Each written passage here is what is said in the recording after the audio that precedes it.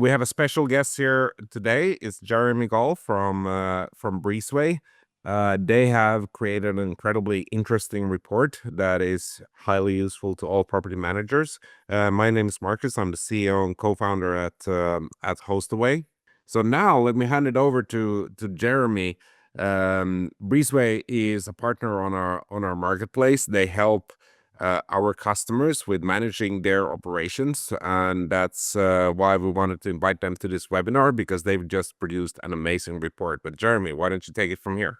Thank you, Marcus. Pleasure to be here today. Thank you, everybody. I'm Jeremy Gall. I'm the founder and CEO of Breezeway. As Marcus said, this is a piece of software, one of Hostaway's partners in the marketplace, that is focused on helping operators, hosts and managers handle the hard work of hospitality. As you can see here, handle the hard work of hospitality and get it done right. And one of the things that we've seen is that, hospitality really, it's to deliver a hospitality experience, you've got to take on more work. People don't feel a hospitality experience. It's just a transaction. It's just another stay. And it's harder for you as an operator to build a relationship with that guest if you don't take on a little bit of extra work to show that you really care and deliver a hospitality experience.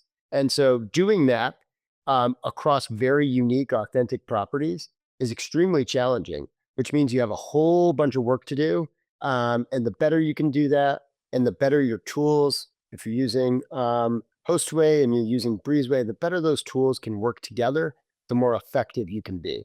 So what we wanted to share today as sort of a vehicle for this conversation, we'll have a good banter back and forth here with Marcus, is this 2025 state of work in the short-term rental industry. This survey that we did, asking operators, how are they accomplishing, what are the biggest challenges that they have? How are they getting this work done?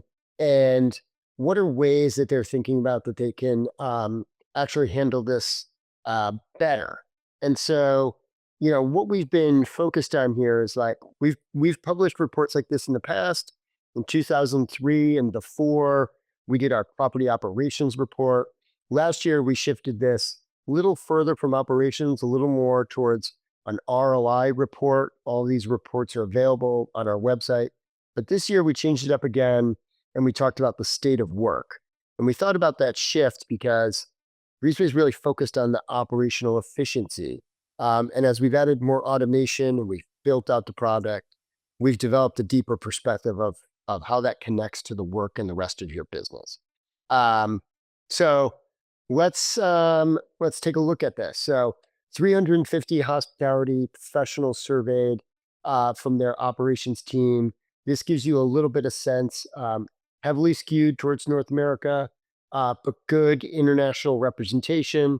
And you can see off in the top corner, kind of the representation on the scale and the size of companies. So we tried to cover a lot of people, again, maybe a little skewed towards the larger operators, but getting a good mix of property size from the operators as well. I think the first thing, and Mark is happy to make this conversational. I want to get some of your thoughts on this as well, and what you see. But it is more than checking boxes. This is really orchestrating a lot of moving parts. And one of the things that we've seen in the market is that if you are still in the business of thinking that preparing one property for one guest to the next guest is just a turnover and it's just a transaction and you're just going to check the box, you're going to be in a little bit of trouble, because the industry is moving away from that and moving much, much more towards what is the experience that you're preparing the next guest for an experience at your property. And it's more than checking the box. You really have a lot of work to do. So, and you can see here sort of the breadth of that work. And a couple ones, Marcus, that really stuck out to me was this almost 50% of operators seeing daily last-minute changes and guest-related issues. And so what that does is, as you can imagine, right, if 50% of the time something is changing at the last minute, that's putting an enormous amount of pressure on your operations and on the baseline standard that you set up for your operation. I don't know, Marcus, if that strikes any points Yeah, with you.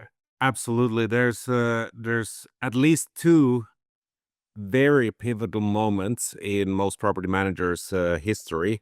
One of them is related to the number of properties, and this differs by property manager. But somewhere along, when you get to 10 properties, suddenly you don't you don't know where everything is. If someone messages you and asks, "Where's the remote to the TV?" you don't know it by instinct anymore. Maybe for some it's 20 properties, others 50, but there just comes a point when you don't know the answer to those questions. So the other pivotal, and that's a moment when you need to think about how you're running your operations because you can't continue. The other pivotal moment comes when your team is growing, when you got enough cleaners, when you got other people answering those questions. Do they know the answer? And suddenly the system that you had set up to know the answer to every question for even up to 100 properties, other people can't use that system unless you train them. And this is what we see a reflection of here on the screen when you run into challenges. It's not that these challenges you can't overcome them. The problem is that you've grown and had these pivotal moments, one related to number of properties and the other one related to number of staff. That's why you're having these problems. Yeah, I think that's exactly right. We do see that those are two areas where your operation, those are two moments where your operation will be continue to be strained. But what's really interesting is like even when you're really small, maybe you do have a couple of folks that you rely on, you feel like you still got intimate knowledge about your property. Um, what ends up happening is if you're really that small, you're probably also doing something else, right? And this isn't something that's keeping you busy full time. And it's just really hard to keep track of that. And that one little last minute change has a cascading effect on the rest of the work that needs to be done. So someone called in sick. Um, the reservation changed from uh, one day to the next. Now it's not just a checkout. Now it's become a back to back. There's deeper pressure. You may want to change and adjust the timing, how much work needs to be done. These really they drive a lot of details into your operation. And I think the thing that's really interesting is like as far as like actionable tips to sort of sprinkle in here, the only way you can be in a really good position to continue to hit the standards that you want and deliver the kind of experience that you want for a guest and accommodate these last minute changes is the baseline of your operation has to be so strong, right? Your baseline process and how you interact with people has to be so strong so that you can still operate and provide the kind of experience that you want, even if lots of things are changing at the back in the background. And the other thing I'd say here, which I think can sometimes be lost, this 90% stat down in the bottom about work involving coordinating with other people. Maybe that sounds very obvious to you, of course, but I think we sometimes forget that property management, particularly vacation and short term rental property management, is so heavily dependent on the way you work with people at your property. And this doesn't happen in a vacuum. This happens on site in the field with service providers, with vendors, with cleaning partners, et cetera. And it's a lot of coordination. Really, the currency of property management is how well you handle this work. And it's a critical piece of the puzzle. And to the smaller property managers here on the webinar, I got some encouraging news. And by smaller, I mean that you probably manage less than 10,000 units. There's been quite a few attempts in our industry over the last few years to scale up, to go out and buy property managers and try to create a massive brand of property management. These human connections and interactions is exactly why that doesn't work. I got a very simple test for any property manager to know whether you're good or not. Can you get a plumber on a Sunday? Because if you're trying to do that from across the country or in another country, you won't be able to. because no plumber wants to work a Sunday. But if you're in one area where actually your daughter is married to a plumber, you can get him on a Sunday. And that's exactly why it's really the mid-market. So people have between, let's say, 10 to 200 properties. They are thriving because they are able to focus and become really good and build these human connections and communicate with them. And that's something that no national chain can ever do. So if you're a property manager today and you're wondering, are you going to be outbid by some massive giant that has 100,000 properties? We haven't seen that yet. And the reason is right on this slide or on the previous slide. Yeah, I think the other piece to just build on that, Marcus, is and I think this is good news for people, for the audience and for vacation rental operators. But be careful. Well, the good news is that local knowledge and that ability to get a plumber or to be able to have service relationships um, is your superpower. It truly is what makes you special. Um, and it makes the difference in your business.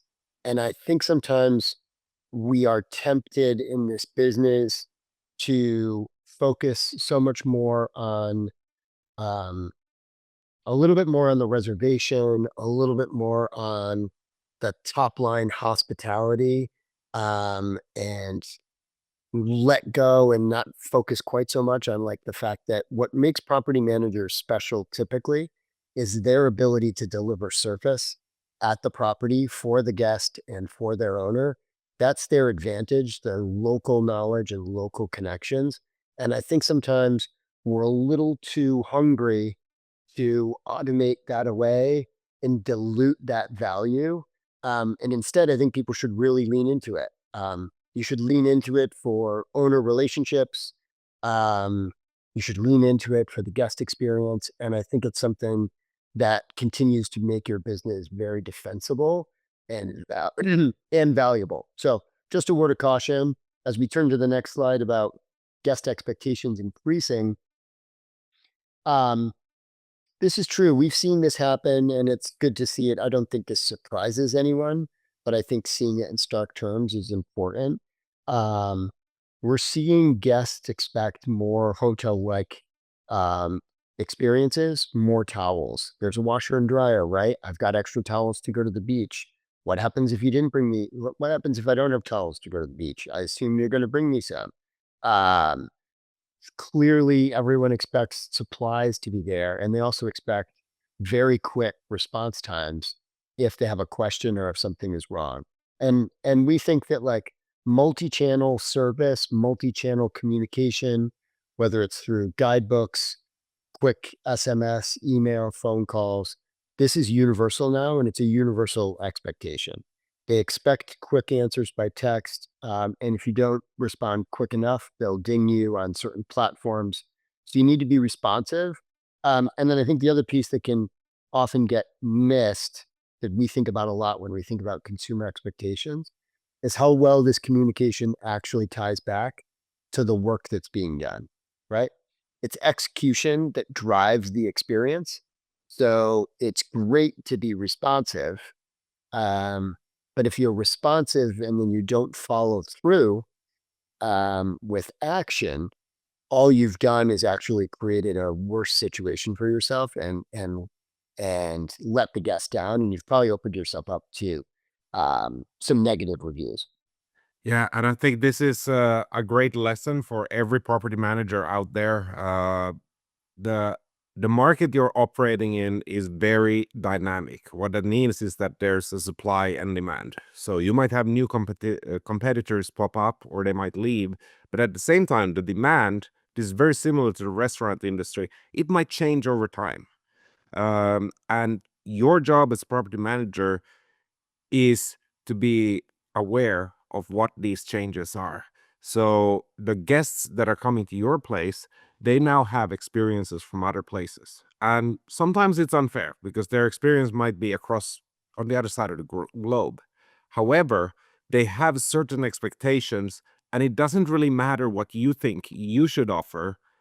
Because even if that worked 2 years ago or it worked last year, you're going to have a certain percentage of guests coming with the expectations that your place is exactly like the 10 other places they stayed at. I'll give an example. Just last weekend we went on a family trip to Sarajevo, which is a beautiful city with a very dark recent history. We rented a beautiful Airbnb and it looked exactly like the pictures. However, we quickly found out that for our weekend long stay, they had left us half a roll of toilet paper in a 2-bedroom unit. And there was no hot water. So my wife, she showered in cold water. Me and my daughter, we chose not to shower because I don't deal with cold water. I'm allergic to it. And also the kitchen, which was absolutely gorgeous, wasn't stocked to be able to actually cook food. It had a frying pan, but it didn't have any spatulas. And it had a wine glass, one. However, no wine bottle opener. So we just had to go out to restaurants. And for some reason, it still had 4.97-star reviews. And what I think is happening is that a lot of the guests who are experienced, they simply don't leave a review. So if you're a property manager and you're wondering, am I doing all right or not? Don't look only at the review scores. It's great to have 5.0. However, look at how many guests do not leave a review at all. Because sometimes, like in this case, I didn't leave a review because I don't want to deal with that. I don't want to tell them, hey, if you advertise that you have a kitchen, you should probably have at least a spatula because the frying pan is pretty much useless without that. Or, how about hot water in the shower because you advertise that you have a shower. I don't want to teach people basics when I'm on vacation, and a lot of guests think the same. This is not like it was 10 years ago where most travelers haven't used vacation rentals before. Now people have expectations and those change over time. They can change dramatically based on their other experiences. So do keep that in mind. And if you have a chance, please travel yourself and see what others are offering. Yeah, that's a great tip. And I think also, people may not leave a review and they may not tell you, but you're taking your chances. And even if you do have a 4.9 or even a 5-star rating, um, it doesn't take much. One-star rating has a massive impact on your score, depending on how many reviews you have. So I just wouldn't take it for granted. And I think, the other thing that's really interesting is, we don't, if we stay on the slide for a second, we don't have a separate slide for this, but it's not just the guests that are expecting more. It's the owners as well. And so if you're working with other owners, which the majority of property managers are, we've seen this increase more and more over the last 2 years. You have more investment minded owners, whether their expectations for revenue and cash flowing their property are realistic or not, whether their expectations for how you will care for their property and treat them, as the special owners that they are, whether it's realistic or not, they will have them and they will hold you to them. And that puts a lot of pressure on managers because the owners are truly that is your product. Without the owners and their properties, you're really in trouble. And so the more you can show those owners the work that you're doing, how you care for their home, the preventative maintenance that you do, detailed owner reporting, not just about the revenue, but about the property, the better. And we've always felt that this is an underutilized sort of trick. I would say is another tip. Like, I think this is an underutilized trick in the market that property managers can do more of, which is like really build a relationship with the property so that the owner develops the true feeling that there's no one else in the world that knows more about their property than you do. Because then it becomes really difficult to go and switch and like pick a different property manager. Why would I do that? Marcus knows everything about my property. He cares about my property. He's got this deep property profile. And I trust that he's going to take care of my property. Maybe I'm going to give Marcus a little more leeway if revenue is up and down. I'm going to be a little more agreeable. Um, if I have a better transparent relationship about how the property is managed. Yeah, there's a super simple trick. Don't if there's any owners out there, close your ears. But for the property managers, it's a super simple trick to get owners to love you. Make sure you stay in touch with them on a regular basis and ask them random stuff. Um, and especially if you have any ideas on how to improve the property, you can ask them, hey, we think it would be great if we had a custom built fireplace in the backyard that only costs 20,000. Is that something you're interested in or not? Or just share some information in general. Because what that does is it puts the responsibility on the owner. And that's very useful because the owner knows that you care. Sometimes they're too busy and they can't answer. Sometimes they won't have the money and they won't do the upgrade. But by you being proactive, you suddenly put the responsibility on them.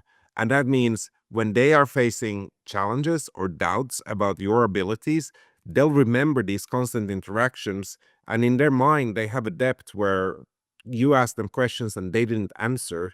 So that makes them actually not be able to attack you. It's just something that I learned over the years. Oh, you're muted, Jeremy. Yep. Sorry. Yeah, I think that's really smart. If we go on to the next slide, one of the other things we ask people is like, what are the most common issues, that you've used? Like, how do you think about your operation and the most common ways you can take and turn guests into repeat visitors, or like what prevents you from doing that, right? And these were a couple of themes that came out of the study, which you can see. And like maintenance issues during the stay turned out to be one of the number one things that like really gets in the way, turns guests off, and prevents them from becoming repeat visitors. I'm there on vacation. I want to enjoy the property. I only have so much time. And now I have to deal with coordinating um, furnace or, yeah. Sounds like on Marcus's vacation, they should have come in and fixed the hot water tank, and they didn't because there's no hot water. But like, had they even done that, you would have been a little, you would have been a little peeved and put out that like, hey, I'm here. I'm supposed to enjoy this beautiful property. And one day is totally ruined because there's service personnel that are in here fixing a hot water tank for me. You've rented the home to enjoy it for your stay. And I think this is just a really important reminder that staying on top of preventative maintenance, understanding like your relationship with the property, is everything in working condition? Have we built in enough space? Have we managed our operational process so that we know that we're staying on top of recurring maintenance and doing everything we can to be proactive to avoid these maintenance issues during the stay? It's the number one thing that gets in the way. The next is cleaning. One small cleaning mistake can really sort of set the guest experience back. We've known for years, and I think everyone would agree, the fastest way to ruin a guest experience is, well, the very the very fastest way to do it is to double book your home. That's a no-no. The next fastest way to do it is to have someone show up and the property isn't clean to the standards that they expect. And I think that's the important thing. This goes back to something Marcus said earlier, but I will repeat it, right? The property is not clean to their expectations, not necessarily yours or your standards, but the expectations that that guest brings. And sometimes those will be very high, and they will expect that everything is perfect, as if they just came into a hotel. And so that's where you have to meet them. Um, Missing and non-functioning amenities, slow Wi-Fi, is the bane of everyone's existence. Um, but it's something that you have to manage, right? Think about when you're preparing a property for the next experience and for the next guest, whether or not you've built into your operational process for your team or your service providers or your cleaners to check and make sure all the TVs are functioning and they turn on correctly and the remotes are working, right? These are the things that really sort of peeve guests and turn them off. questions about the property, making sure many of these properties and homes that we all get to enjoy when we're on vacation, they're large, they're filled with different appliances. Guests need to be able to know how to enjoy the property, not just the pools and the hot tubs and the fireplaces, but assuming you do have the right pots and pans, maybe you want to cook and you need to understand how to use an induction stove or a gas stove in a way that you're not familiar with, right? We can't take that for granted, and we should be able to help guests do that. Um, Same thing. Sounds like Marcus has a good story there. Yeah, last Christmas in Marbella in southern Spain, I think I shared this before, but we booked 2 weeks and they had a kitchen. Unfortunately, there was nothing really available that screamed this is gonna be high end. But they had a kitchen. What we didn't realize, based on the description, is that the kitchen doesn't have an oven, so we can't make a lot of the Christmas foods that you would make in an oven. What we also didn't realize, and clearly the property manager didn't realize, is that if you got an induction stovetop, you need to buy induction pans. They had pans that didn't work with with the stove, which clearly they had never tested. So when we finally gave up on the idea of making our gingerbread cookies in the oven and make them on a frying pan, it is possible. The frying pan never got warm, and it was I wouldn't say it was the worst Christmas ever. But one thing I wanted to highlight here, I think these quotes are very interesting because a common mistake or misunderstanding that I see among property managers, especially as they scale up, as they reach that 50 or 100 property threshold, is that they think everyone's complaining. Someone writes here, if we don't get back to them in 5 minutes, they get upset. Or hours of phone call negotiations and rash decisions despite us being on for 24/7. I think it's important to recognize that when a guest is making a complaint or asking a leading question, like, hey, the Wi-Fi password doesn't work, and they sound a bit rude, that means that there's 15 other things that went wrong that they didn't talk about.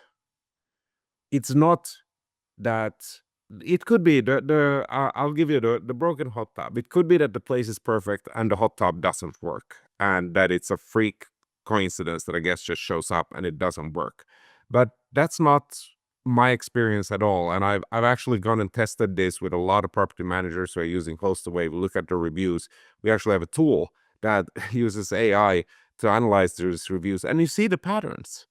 Not every guest complains about the same thing, but you know that if someone complains about something, that's not why people book a vacation. Nobody books a vacation just so that they can do some complaining.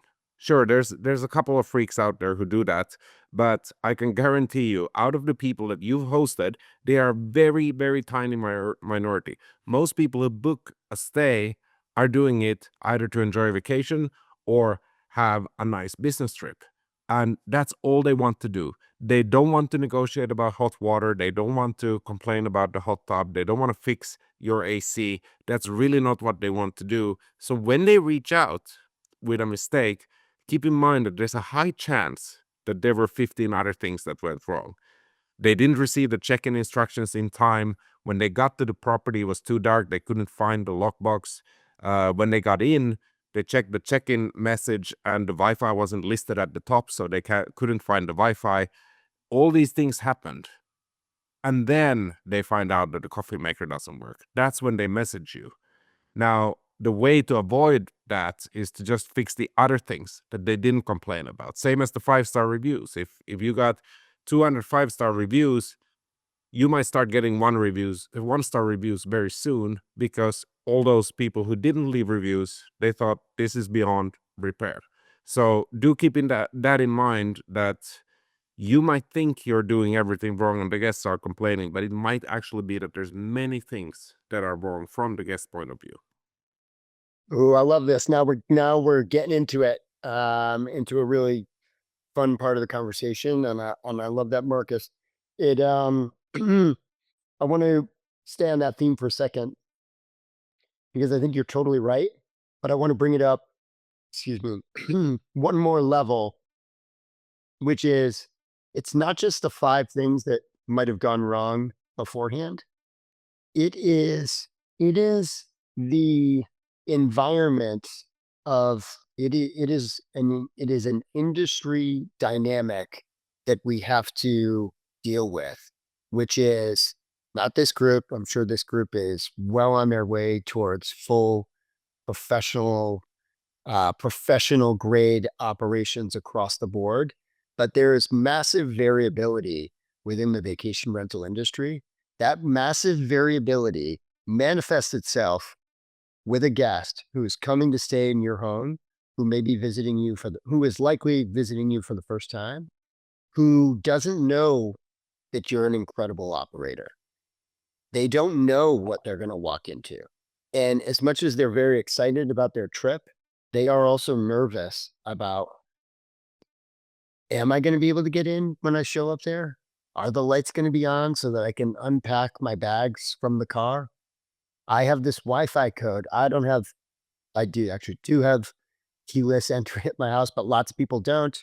Uh, and they use keys. Is this code really going to work? I've been on the road for 12 hours trying to get here. I'm a little anxious about it. And I think as an industry, we don't do enough to alleviate some of that anxiety before the person already shows up. And you should try and keep that in mind that even before the light didn't work or the check-in instructions weren't exactly in the right order, there's already a bias from the guest that like, I'm worried something's going to go wrong. They're already thinking they're not coming it's unfortunate, but I think it's a real dynamic that they're coming a little bit prepared that something may go wrong already. So then when the first thing does go wrong, they are on it and their radar is up. And then when the second thing goes wrong, their radar is really up. So in their mind, they have to start asking these questions because they're concerned that this whole thing is going to spiral this whole thing is going to spiral, right? So if you think about that, it's like really fascinating to bring that perspective to your operations and think about ways that you can alleviate that. Think about how you message earlier to sort of build confidence in the trip that's about to happen. So let's move on to this one, which is really interesting, which is operational selling points, how you win new owners. And we talked a little bit about this already about like local team expertise. But I would encourage you as you're looking to continue to grow your portfolio, that you emphasize the standards of your operation, the dedication and the care that you bring to taking care of that property, how well you work and how you think about preventative maintenance in your detailed process for taking care of this asset, how well you are at responding to guest issues and the work that you actually do. Give yourself credit and use that effort to help you win more owners. And then number 7, thinking about, emphasizing to owners the technology and the automation that you invest, that you're not just taking your, just taking a percent of their revenue. You are investing in your operation to drive better automation and better experiences for guests and for that owner, which is a great way why you should win them and why they should work with you. I'll add one here to the list. If you got good reviews on any public site that you can compare, for example, some of the big OTAs, then do bring that up and then highlight to the owners a couple of examples of bigger property managers in your area, how their reviews on average are lower, and maybe some smaller ones as well. Yeah, these guys work hard, but we're at 4.97 and they're only at 4.81, and there's a big difference. That's something that a lot of owners will encompass all of these topics in that review score. Of course, in order to use that, you actually have to have better reviews than the competitors. But if you do, don't hesitate to just say, hey, this is just the truth that we are doing on average better for everyone. And that's how it is. Yeah. If we go to the next slide, this one surprised us, which was there were just, so few people felt they were getting formal recognition for the work that they do. And so I would just encourage you as you internalize this, that like, if service and the work you do at the property is your superpower, and that's the defensible, really strong, no one can take it away part of your business. That service and work is done by the people that you work with, and they are truly like your greatest asset to run this business. And so I think this is just a reminder to do more to recognize people for the work that they're doing, find ways, whether it's spot bonuses or team celebrations, peer awards, and better tracking so that you can actually recognize the people who are doing all this work and enabling you to drive these experiences at the property. Yeah, and make sure you get a good reputation as a good employer locally, because um, as you grow your business, especially when you start reaching 5 or 10 employees, some of the tasks are going to be fairly simple, similar to the fast food industry, where some individual tasks are fairly simple. You need to make sure that you have access to good workforce, and that's what you can do with a reputation. You might have an 18-year-old who's doing amazing work, but the next year they go off to college and you'll never see them again. That's when you need a strong pipeline, and in a small community, the only way you can do that is by having a good reputation. That's why this is so important. Another thing to recognize is that a lot of the top vacation areas, they are actually seasonal, which means that there's people who are able to work during the season, or maybe only able to work off season. And if you're not able to offer them a job on the off season, you're going to have to work double as hard on this point to make sure you maintain them next year, because otherwise they're just going to get a full season job, or maybe even move to a different location. So do keep that in mind, that your recruitment pipeline is incredibly important in this industry. This is of course more relevant if you're in a smaller location, let's say a beach town. If you're in a big city, probably you will have a constant flow of people. Yeah, but in either case, I'll give you another tip, which is, the more you have dialed in your operational process, you have good records about your property, you're able to tie that to cleaning standards, cleaning checklists. You're able to get in a position where the training of new people can be so much easier because you've just built up a playbook and a framework for it. So it helps you with seasonal, or if you're in a big urban area and you're going to have turnover, it puts you in a really strong advantage. So I wouldn't overlook that. If we go to the next slide, thank you. Um, I love this one. We asked people what their top motivations were to be really good in their role. And the number one reason was people really do care about providing a great guest experience. I think this tells us that we're all in this business for the right reason. We want to deliver, and we were excited that this sort of um, showed in our survey results as well. Um, if we go on to the next slide, so we leave a couple of and stay on this one for a second. We also AI is so important. Automation is so important. Um, Automation is critical in and is changing hospitality, particularly around the administrative tasks. And you can see it in this quote, right? It's so important to free up time that you can devote towards better personal connections.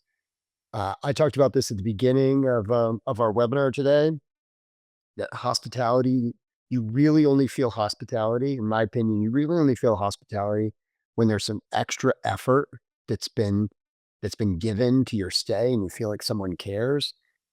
You don't get that except when a human, in order to feel that, you have to feel like a human connection to that effort. I won't give you credit probably for like um, effort that is generated by a machine because it doesn't feel like genuine human authentic effort and caring. Feels like attention. You're paying attention, fair enough, but it doesn't feel like caring and it doesn't feel like hospitality. But using AI and automation to open up those moments that you can provide that sort of hospitality is so critical and really important. And I think this survey result helps refine and bolster that as well, that folks are excited about what AI and automation can do to help them in their job. But they're not worried that they will be totally replaced. And I think that's accurate. And just a final reminder as we go through these survey results, it isn't just about the properties. It is about your people and the people who are doing that work. So keep that in mind because it's service that actually delivers that hospitality. If you're interested in downloading the full report, you could scan this QR code. You can reach out to us, or you can reach out to your folks at Hostaway, and I'm sure we can get it to you. All right. Well, thank you, Jeremy. That was incredibly insightful, and thanks for a good discussion. I wanted to thank all the participants, and see you again next month. Fantastic. Thank you, Marcus. Appreciate you having us.